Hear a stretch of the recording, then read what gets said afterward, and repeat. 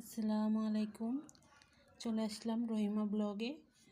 আশা করি আপনারা সবাই ভালো আছেন, যে যেখান থেকে আমার ভিডিও দেখছেন। তো আজ একটা গুরুত্বপূর্ণ বিষয়ে কথা বলবো। গুরুত্বপূর্ণ কথা হচ্ছে, যাদের ঘরে ঘরে ছোট ছোট বাবু আছে, খুবই সাবধানে রাখবেন। আগুন থেকে, পানি থেকে, দাও বুটি থেকে খুবই সাবধানে রাখবেন। এই যে ওষুধগুলো দেখতে পাচ্ছেন, আমার বাবুর জন্য কালকে নিয়ে আসছি। কারণ হচ্ছে, কালকে আমার বাবুর পা পুড়ে গেছে আমার অসচেতনের কারণে। তাই সাবধান থাকবেন প্রত্যেক মা, বাবা এবং পরিবারের সবাই।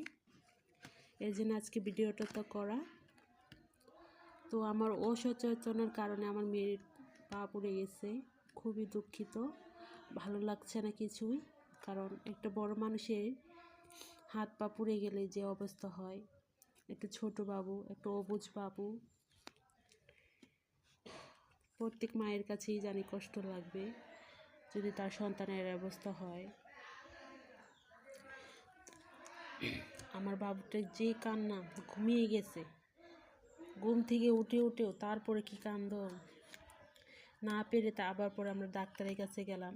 ঘরে একটা ওষুধ ছিল, মলম এরকম আর একটা ছিল, ওইটা দেওয়া হয়েছিল, তাও কান্দা থামে না। তারপরে আমরা না পেরে যে বাজারে গিয়ে ডাক্তারের কাছ থেকে ওষুধ নিয়ে আসলাম। তারপরে খাওয়ালাম, একটু ভালো হয়েছে, কিন্তু এখন একটু ভালো হয় নাই।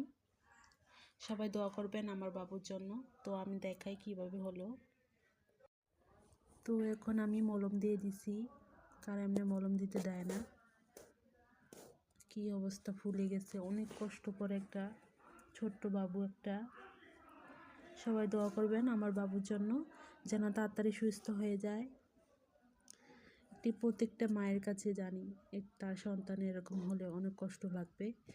আমার এরকম হচ্ছে, কারণ আমি বাবুর পানি গরম করতে গিয়ে কল চাপতে গিয়ে এরকম হলো।